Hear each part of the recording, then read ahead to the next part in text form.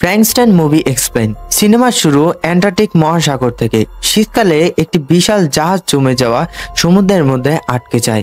Captain জাহাজটিকে এবং সমস্ত যাত্রীদের নিরাপদে এলাকা থেকে বের করে আনার জন্য সম্ভাব্য সব চেষ্টা করছিলেন, কিন্তু ঠান্ডা বাড়তেই থাকে এবং সেখানে জীবিত থাকা সম্ভব হচ্ছিল না। এমনকি বরফ ঝড়ের রাতে তারা কারো চিৎকার শুনতে পান। সে সাহায্যের জন্য চিৎকার করছিল। ক্যাপ্টেন তার কয়েকজন সঙ্গীর সাথে সেখানে পৌঁছান এবং লোকটি বললেন, অনুগ্রহ করে হয় আমাকে এখান থেকে নিয়ে যান, নয়তো আমাকে মেরে ফেলুন। আমাকে কষ্ট পেতে এখানে ফেলে রেখে যাবেন না। তার এই করুণ অবস্থা থেকে ক্যাপ্টেন তাকে জাহাজে নিয়ে আসেন, কিন্তু এমনটা করার সাথে সাথেই জাহাজের কাছে একটি দানব চলে আসে। সে আসলে সেই লোকটিরই পিছু নিয়েছিল এবং তার কাছ থেকে বাঁচতে লোকটি সাহায্য চাইছিল। এই সময় কেবল দানবটি ভয়ঙ্কর হাত এবং লম্বা কাঁধ দেখানো হয় এবং সেই দানব জাহাজের লোকদের ওপর আক্রমণ শুরু করে। সবাই তার সাথে লড়াই করে, কিন্তু কেউই জিততে পারে না। গুলিও তার ওপর কোনো প্রভাব ফেলছিল না। এটা দেখে একজন সৈন্য একটি মিনি রকেটের মতন বন্দুক নিয়ে তার ওপর হামলা করে, কিন্তু দানবটি তাতেও মারা যায় না, শুধু জাহাজ থেকে নিচে পড়ে যায়। রাগে এই দানবটি এবার তাদের ওপর জোরে জোরে হামলা করতে থাকে, যার ফলে জাহাজের ভিতরে ভাঙচুর হচ্ছিল। এই লোকগুলিও জীবন বিপন্ন হচ্ছিল। এই দেখে উপর থেকে ক্যাপ্টেন সেই দানবের কাছে বরফের ওপর জোরে কিছু আঘাত করেন, যার ফলে চারপাশে বরফ ভেঙে যায় এবং সেই দানবটি ঠান্ডা বরফের জলে ডুবে যায়। লোকগুলির মনে হয়েছিল যে দানবটি এবার মারা গেছে, কিন্তু তা হয়নি। যাই হোক, এবার সকাল হয়ে যায় এবং ক্যাপ্টেন সেই লোকটির কাছে আসেন যাকে তারা রাতে সাহায্য করছিলেন। তিনি জিজ্ঞাসা করেন যে এই দানবটি তার পিছু নিয়েছিলেন কেন। এই প্রশ্ন শুনে লোকটি তার গল্প শোনাতে শুরু করে এবং দৃশ্যগুলি অতীতে ফিরে যায়। আমরা সেই ভিক্টরের শৈশব দেখি, যখন তার বয়স ছিল 12 বছর। ভিক্টর ছিলেন একজন খুব বড় বিজ্ঞানীর ছেলে এবং তারা চাইতেন যে ভিক্টরও যেন বড় বিজ্ঞানী হন, একজন ভালো ডাক্তার হন। অনেক চেষ্টার পর ভিক্টর খুব অল্প বয়সী বিজ্ঞানী হয়ে ওঠেন, কিন্তু তার বিজ্ঞানের কোনো লাভ হলো না। যখন ভিক্টর দেখলেন যে তিনি তার মাকে বাঁচাতে পারেননি, তিনি তার বাবার উপর রাগ করেন। কি লাভ এই বিজ্ঞানের জন্য, যার কারণে আমাদের মাকে বাঁচাতে পারলাম না। তার বাবা তাকে বোঝান যে কোনো মানুষকে জীবিত করা আমাদের সাধ্য নেই। আর এখান থেকে ভিক্টরের জীবনে একটি নতুন যাত্রা শুরু হয়। তিনি স্থির করেন যে তিনি এমন এক পদ অবশ্যই বের করবেন যার মাধ্যমে মৃত মানুষকে আবার জীবিত করতে পারবেন। এমন কোন ফর্মুলা বা টেকনিক খুঁজে বের করবেন যা তার বাবার অজানা ছিল। দৃশ্য কেটে আবার বর্তমান দৃশ্য দেখানো হয়, যেখানে তিনি দানবটি যা জলের নিচে চাপা পড়েছিল তা আবার জল থেকে বেরিয়ে আসে। অবাক বিষয় হচ্ছে যে এত ঠান্ডা জলের ভিতরে থাকার পরেও একটি হাঁচিও আসেনি। এটি দেখার পর দৃশ্যগুলি আবার অতীতে ফিরে আসে, যেখানে ভিক্টর তার গল্প শোনাচ্ছিলেন। ভিক্টর তার ধারণার ওপর কাজ করতে থাকেন এবং মানুষকে জীবিত করার উপায় খুঁজে বের করেন খুঁজতে থাকেন। বছরের পর বছর কেটে যায়। যখন ভিক্টরের বয়স 30 বছর হলো, তখন অবশেষে তিনি বিদ্যুতের মাধ্যমে মানুষের অঙ্গ ব্যবহার করে মানুষকে জীবিত করার উপায় খুঁজে বের করেন। তিনি তার পরীক্ষা নিয়ে বড় বড় ব্যবসায়ীদের এক সভায় যান। সেখানে তিনি সবাইকে দেখান যে তিনি এক আধা মানুষকে একটি মেশিনের মাধ্যমে জীবিত করেছেন। এটা দেখে সেখানে উপস্থিত সবাই ভয় পেয়ে যান, কারণ তাদের মনে হচ্ছিল যে ভিক্টর কোনো মানুষকে এভাবে জীবিত করে ঈশ্বরকে চ্যালেঞ্জ জানাতে চাইছেন এবং নিজেকে ঈশ্বর মনে করেছেন। তারা ভিক্টরকে মন্দ কথা বলতে শুরু করে এবং অবিলম্বে তার পরীক্ষা বন্ধ করতে বলে, কিন্তু ভিক্টর সেই পরীক্ষা বন্ধ করেননি। তার তৈরি হিউম্যানিটির দিকে একটি বল ছুঁড়ে মারেন। সেই হিউম্যানিটি বলটি ধরেও ফেলে এবং কথাও বলে। এটা দেখে সবাই ভয় পেয়ে যায় এবং সঙ্গে সঙ্গে ভিক্টরকে সেখান থেকে চলে যেতে বলে। কেউ তার পরীক্ষায় টাকা লাগাতে রাজি ছিল না। ভিক্টর সেখান থেকে চলে যায় এবং তার তৈরি প্রাণীটি যন্ত্রণায় কাতরাতে থাকে। ভিক্টর কষ্ট পেয়ে সেখান থেকে চলে যান এবং পরে ভিক্টরকে ডাকেন এক খুব বড় ব্যবসায়ী। আসলে সমস্যা ছিল যে এই ব্যবসায়ীর কাছে প্রচুর টাকা ছিল, ব্যবসা ছিল, কিন্তু তার জীবনে খুব কম সময় ছিল। তিনি বছরের পর বছর ধরে এমন এক উপায় খুঁজেছিলেন যার মাধ্যমে তিনি রোগ ঠিক করবেন এবং তার জীবন বাড়াতে পারবেন। সেই ব্যবসায়ী ভিক্টরকে বলেন যে তোমার যত টাকা চাই, যা যা জিনিস চাই, দুনিয়ার যে কোনো কোণ থেকে চাই, আমি সব এনে দিব। তুমি তোমার ল্যাব তৈরি করো এবং তোমার পরীক্ষা সম্পূর্ণ করো, যাতে করে তুমি আমার জীবন বাঁচাতে পারো। ভিক্টর খুব খুশি ছিল। তিনি তার ভাই উইলিয়ামের বাড়িতে যান এবং তাকে এই সংবাদটি দেন, এই ল্যাবটি তৈরি করবেন। এটা শুনে ভাইও খুব খুশি হন। এখানে ভিক্টরের উইলিয়ামের স্ত্রী এলিজাবেথের সাথে দেখা হয়। এলিজাবেথ ভিক্টরকে বোঝান যে বিজ্ঞান এবং ঈশ্বরের মাঝে একটি রেখা আছে। তিনি যেন বিজ্ঞান দিয়ে কেবল তার পরীক্ষা সম্পন্ন করেন, নিজেকে যেন ঈশ্বর মনে না করেন। ভিক্টর এবার এমন এক জায়গায় যান যেখানে কেউ তার পরীক্ষা সম্পর্কে জানতে পারত না। তিনি এই প্রাসাদটিকে ধীরে ধীরে তার ল্যাবে পরিণত করেন। এই রূপোর দুটি বড় বড় অ্যান্টেনা আনান। তিনি জানতেন যে একটি সম্পূর্ণ মানুষকে জীবিত করার জন্য তার প্রচুর বিদ্যুতের প্রয়োজন হবে। এত বিদ্যুৎ এই সময় কেউ তৈরি করতে পারত না। একটি সম্পূর্ণ মানুষকে জীবিত করার জন্য তিনি আকাশী বিদ্যুৎ ব্যবহার করার কথা ভাবলেন এবং এই রূপোর অ্যান্টেনাগুলো আকাশী বিদ্যুৎ সংগ্রহ করে তার পরীক্ষাটি সম্পন্ন করবে, তার তৈরি মানুষটিকে জীবিত করে তুলবে। ল্যাব তৈরি হওয়ার পর ভিক্টর সম্পূর্ণ মানুষকে জীবিত করার জন্য অনেক পরীক্ষা করেন, কিন্তু তিনি কোনোটি সফল হতে পারেননি। তখন এলিজাবেথ তাকে বলেন, এভাবে নয়, তুমি একেবারে শুরু থেকে শুরু করো, নিজের দিকে নজর দাও, তুমি যেমন তাকে তেমন মানাও। ভিক্টর এলিজাবেথের কথা বুঝতে পারেন এবং নতুন করে তার পরীক্ষা শুরু করেন। তিনি তার নিজের শরীরের চলমানের ওপর মনোযোগ দেন। কাঠামো সম্পূর্ণ করার পর ভিক্টর এবার প্রয়োজন ছিল তার সমস্ত অর্গানসগুলো স্থাপন করার। সেই সময় যুদ্ধ চলছিল। তিনি যুদ্ধ মাঠ থেকে মৃতদেহ সংগ্রহ করেন এবং সেই মৃতদেহগুলো অঙ্গ থেকে অঙ্গ বের করে সেইভাবেই হিউম্যানয়েডের ভিতরে অঙ্গ স্থাপন করে, যেমন একজন মানুষের ভিতরে থাকে। তিনি হিউম্যানয়েডের ভিতরে কারো চোখ তো কারো নাক লাগিয়েছিলেন। অবশেষে তিনি তার দিক থেকে পুরো শারীরিক সম্পূর্ণ করেন। তখন তিনি একটি নাম দেন ফ্র্যাঙ্কস্টাইন। এই শরীরের হৃদয়কে তিনি একটি পাওয়ার মেশিনের সাথে যুক্ত করে দেন, যা বিদ্যুতের মাধ্যমে তার হৃদয় জীবিত করে তোলে। শরীর তৈরি করার পর তিনি কেবল মেঘের গর্জন সহ ঝড়ের অপেক্ষায় ছিলেন, যখন আকাশী বিদ্যুৎ তার রূপোর অ্যান্টেনাগুলোর উপর পড়বে এবং সেই অ্যান্টেনাগুলো হিউম্যানয়েডটিকে জীবিত করে তুলবে। একদিন এমন ঝড় আসে, ভিক্টর মনে হয় আজ তার পরীক্ষা সম্পূর্ণ হয়ে যাবে। সেই দিনই সেই ব্যবসায়ী তিনি এই পুরো পরীক্ষাটি করিয়েছিলেন, তিনিও ভিক্টরের কাছে আসেন।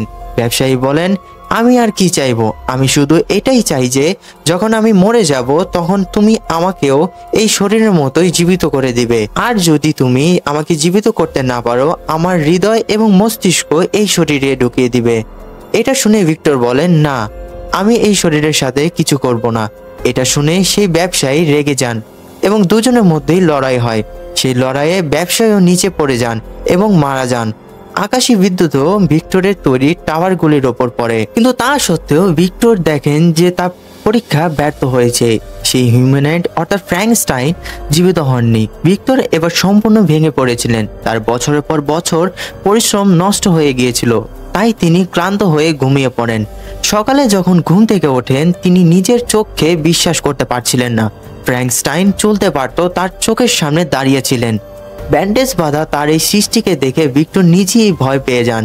তার হাঁটা চলা খুব অদ্ভুত ছিল, কারণ সে স্বাভাবিক মানুষ ছিল না। তার শরীর প্রতিটি অংশই ছিল অন্য মানুষের। ছোট ছোট টুকরোগুলি বিভক্ত এই প্রাণীটিকে বেশ ভয়ঙ্কর লাগছিল।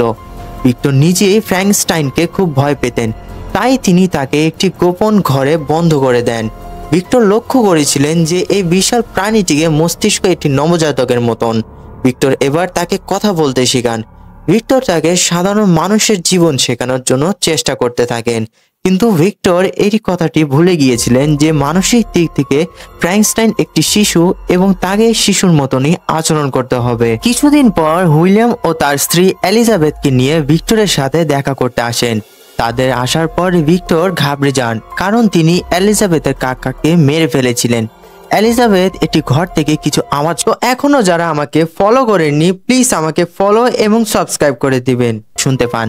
সেখানে গিয়ে ফ্র্যাঙ্কস্টাইনের সাথে দেখা হয়। তিনি তাকে দেখে খুব অবাক হন এবং ভিক্টরের সাফল্যে খুব খুশি হন। ভিক্টরের ঈর্ষা হয় যখন তিনি দেখেন ফ্র্যাঙ্কস্টাইন তার শেখানো কথা বুঝতে পারছে না, কিন্তু এলিজাবেথের শেখানো কথা বুঝতে পারছে, কারণ সে বাচ্চাদের স্তরে নেমে তাকে শেখাচ্ছেন। এর আগে তিনি তার ভাই উইলিয়ামের কাছে আসেন এবং বলেন, তুমি এখনই এলিজাবেথকে এখান থেকে নিয়ে যাও, আমি যে প্রাণীটিকে তৈরি করেছি তা খুব বিপজ্জনক। উইলিয়াম এলিজাবেথের কাকার লাশ দেখিয়ে ভিক্টর বলেন, যদি তোমার এবং তোমার স্ত্রীর জীবনকে ভালোবাসো তবে আজই এখান থেকে চলে যাও, আর আমি আমার সৃষ্টিকে শেষ করে দিব। উইলিয়ামও ভিক্টরের কথা মেনে এলিজাবেথকে নিয়ে বাইরে যান এবং তার চলে যাওয়ার পরে ভিক্টর পুরো প্রাসাদের ভেতরে পেট্রোল ঢেলে আগুন লাগিয়ে দেন, যার ফলে পুরো প্রাসাদটি ব্লাস্ট হয়ে যায় এবং ভিক্টরও ছিটকে বাইরে পড়েন। তার পা এত বাজেভাবে জখম হয়েছিল যে পুরো ভেঙে গিয়েছিল। ভিক্টরের অবস্থা দেখে উইলিয়ামও চিন্তিত হন এবং তাকে নিজের ও এলিজাবেথের সাথে নিয়ে শহরে চলে যান। এরপর দৃশ্যটি কেটে আবার বর্তমানে ফিরে আসে। বর্তমানে আমাদের দেখানো হয়েছিল যে ফ্র্যাঙ্কস্টাইন জল থেকে অক্ষত অবস্থায় বেরিয়ে এসেছিল এবং তার প্রতিশোধ নিতে এবার সে জাহাজের ভিতরেও চলে আসে এবং জাহাজে কিছু অংশ আগুন লাগানো শুরু করে দেয়। এবার ক্যাপ্টেন নিজে ফ্র্যাঙ্কস্টাইনের সামনে যান এবং তাকে জিজ্ঞাসা করেন, ভিক্টর অর্থাৎ তোমার বাবা যে গল্প শুনিয়েছিলেন তা কি সত্য? তুমি কি সত্যি বিপজ্জনক যে মানুষকে মেরে ফেলো? ফ্র্যাঙ্কস্টাইন বলে যে না, এটা অর্ধেক সত্যি, আমি কখনো কোনো মানুষকে মারিনি। হ্যাঁ হ্যাঁ, এটা সত্য যে আমার ভিক্টরের ওপর রাগ আছে, আমি তার কাছ থেকে প্রতিশোধ নিতে চাই সেই কাজটির জন্য যা সে আমার সাথে করেছে। সে আমাকে জ্বলন্ত প্রাসাদে ছেড়ে দিয়েছিল। আমি অনেক কষ্টে নিজের জীবন বাঁচিয়ে বেসমেন্টের রাস্তা দিয়ে বের হয়ে আসি এবং সেই জঙ্গলগুলিতে বের হয়েছিল। আমি জঙ্গলে বহুর বছর ধরে থাকি। সে বলে যে ভিক্টর তো কখনো এই বিষয়ে খেয়ালও করেনি যে আমি একজন শিশু ছিলাম। মানসিকভাবে আমি সেই পৃথিবীতে কিভাবে বাঁচতাম। আমি অনেক কষ্ট ছিলাম, এমনকি পশুরাও আমাকে দেখে ভয় পেয়ে যেত। জঙ্গলে আমি খুব একা ছিলাম। কিছু শিকারী আমাকে দেখে সঙ্গে সঙ্গে আমার ওপর হামলা শুরু করত, কারণ তারা আমাকে শয়তান মনে করত। এমনই ভাবে আরো একবার কিছু শিকারী তাকে দেখে যাদের কাছ থেকে সে পালাতে পারে না, এমন শিকারী তাকে গুলি করে এবং নিজের জীবন বাঁচাতে সে সেখান থেকে দৌড়াতে দৌড়াতে একটি বাড়ির কাছে আসে এবং লুকিয়ে যায়। যখন তার জ্ঞান ফিরে তখন সে দেখে সব কত ঠিক হয়ে গেছে। ফ্র্যাঙ্কস্টাইন অবাক হয়ে এই সব বলছিল। সে বলে, আমি তখন সেই বাড়িতে অনেক মানুষ ভালোবাসার সাথে থাকতো। আমারও মনে হলো যে আমারও এমন এক পরিবার থাকা উচিত যার সাথে আমি কথা বলতে পারি। ফ্র্যাঙ্কস্টাইন দেখতো যে একজন বৃদ্ধ তার নাতিনকে কিছু পড়াতেন। লুকিয়ে সে সমস্ত কথা বুঝতো, তার ভাষা শুনতো, সে শিখতো, তার আচরণের লক্ষ্য করত। ফ্র্যাঙ্কস্টাইনের মনেও ইচ্ছা জাগে যে সেও পরিবারের কিছু অংশ হয়ে উঠুক। সে দেখতো যে কিভাবে পরিবারের লোকেরা নিজেদের কাছে যায়, ঘরের প্রয়োজন পূরণ করে। সেও এই লোকগুলি সাহায্য করার জন্য ঘরের প্রয়োজন পূরণ করার সিদ্ধান্ত নেয়। কখনো কখনো সে জঙ্গল থেকে কঠোর আটি ভেঙে নিয়ে আসতো, আবার কখনো সে হরিণ শিকার করে তাদের এনে দিত। এই পরিবার অবাক হয়তো যে শেষ পর্যন্ত তাদের সাহায্য কে করছে। তখন দাদু এটা বলে এড়িয়ে যেতেন যে হতে পারে ঈশ্বর তাদের সাহায্য করছেন। যাই হোক, কিছু সময় কেটে যায়। এই পরিবার বাড়ি ছেড়ে শহরে যাওয়ার সিদ্ধান্ত নেয়, কিন্তু তাদের দাদু সেখানেই থেকে যান। জানা যায় যে দাদু দেখতে পেতেন না, কিন্তু শুনতে অবশ্যই পেতেন। তিনি সব সময় জানতেন যে ফ্র্যাঙ্কস্টাইন তাদের বাড়িতে থাকছে। তিনি ফ্র্যাঙ্কস্টাইনকে একজন মানুষই মনে করতেন। এটা জানতেন যে সব সময় ফ্র্যাঙ্কস্টাইনকে তাদের সাহায্য করত। তাদের পরিবার চলে যাওয়ার পর ফ্র্যাঙ্কস্টাইন তার সামনে আসে।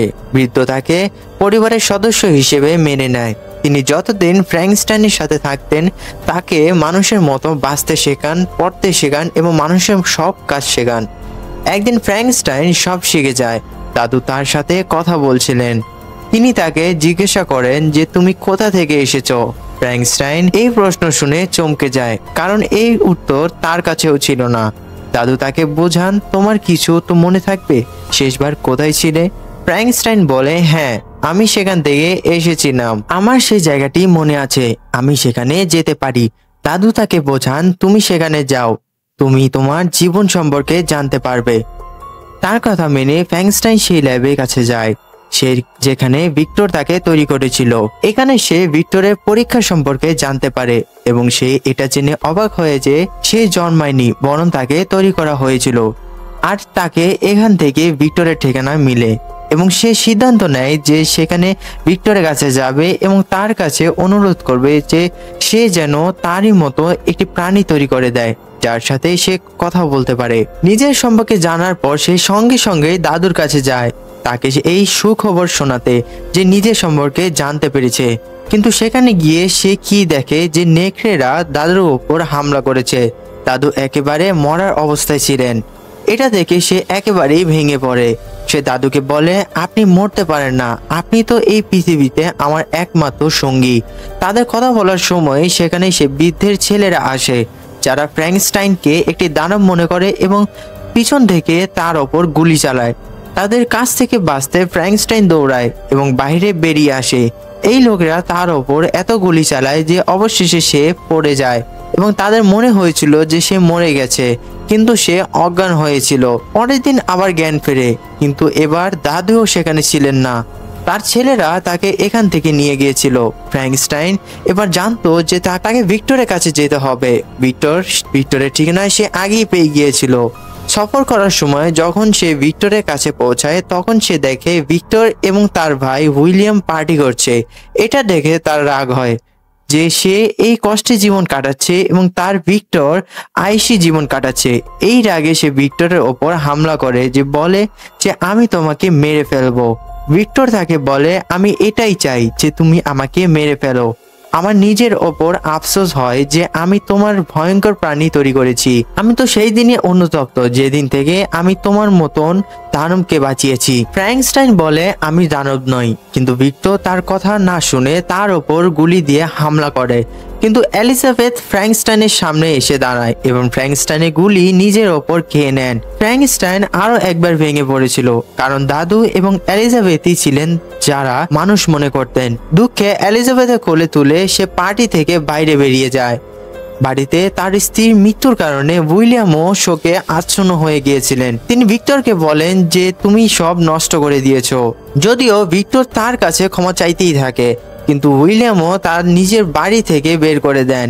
ভিক্টরের এবার ফ্র্যাঙ্কস্টাইনের ওপর খুব রাগ হয় যে তার কারণে তার ভাইয়ের জীবন নষ্ট হয়ে গেল। প্রতিশোধ নেওয়ার জন্য সে আবার ফ্র্যাঙ্কস্টাইনকে খুঁজতে খুঁজতে তার কাছে পৌঁছায় এবং রাগে গিয়ে তার নাক নামিয়ে দেয়। ভিক্টর তাকে বলে যে আমি তোমার কাছ থেকে এবার প্রতিশোধ নিয়েই ছাড়বো। ফ্র্যাঙ্কস্টাইন বলে আচ্ছা, যদি তুমি আমার কাছ থেকে তোমার প্রতিশোধ নিতে চাও তবে আমাকে খুঁজে নিও। এটা বলে সে সেখান থেকে চলে যায়। এভাবেই বছরের পর বছর কেটে যায়। বহু বছর পর ভিক্টরও ফ্র্যাঙ্কস্টাইনের পিছু করতে থাকে, এমন অনেক জিনিস নিয়ে যার মাধ্যমে ফ্র্যাঙ্কস্টাইনকে মারতে পারত। একদিন ফ্র্যাঙ্কস্টাইনও নিজেই তার সামনে চলে আসে এবং বলে শেষ পর্যন্ত কি আছে তোমার কাছে তোমার মারার জন্য? আনো, আমাকে দাও, আমি নিজেই নিজেকে মারবো, কিন্তু যদি আমি না মরি তবে তোমাকে মেরে ফেলবো। ভিক্টর ফ্র্যাঙ্কস্টাইনের হাতে একটি ডিনামাইট অর্থাৎ বোমা ধরিয়ে দেন, যার কারণে ফ্র্যাঙ্কস্টাইন ব্লাস্ট হয়ে যায়, কিন্তু সব সময়ের মতন মরে না এবং কিছু সময় পর জীবিত হয়ে যায়। এবং তারপর থেকেই সে ভিক্টরের পেছনে পড়েছিল, কারণ এবার তার কথা মতো তাকে ভিক্টরকে মারতে হবে। সে যখন ভিক্টরকে অত্যাচার করছিল, যখন তাকে মারছিল, তখন ভিক্টর সাহায্যের জন্য ক্যাপ্টেন এবং লোকদের ডেকেছিল। এই দৃশ্য ছিল যা আমরা সিনেমা শুরুতে দেখতে হয়েছিল। বর্তমানে ফ্র্যাঙ্কস্টাইন ক্যাপ্টেন এবং ভিক্টরকে এই সব গল্প শোনাচ্ছিল। সে ভিক্টরকে বলে আমি আপনার কাছ থেকে বেশি কিছু চাইতাম না, মন থেকে আপনাকে মারতেও চাইতাম না, শুধু শুরুতে আমি এতটুকু চাইতাম যে আপনাকে খুঁজি এবং আপনাকে বলি যে আমার মতো আরো একটি তৈরি করে দিন, যার মাধ্যমে আমি জীবন কাটাতে পারি। তার এই কথা শুনে ভিক্টরের চোখ থেকে জল নেমে আসে। সে ফ্র্যাঙ্কস্টাইনের কাছে ক্ষমা চায়। আমি তোমার ওপর বিশ্বাস করিনি, যাকে আমি নিজেই তৈরি করেছিলাম।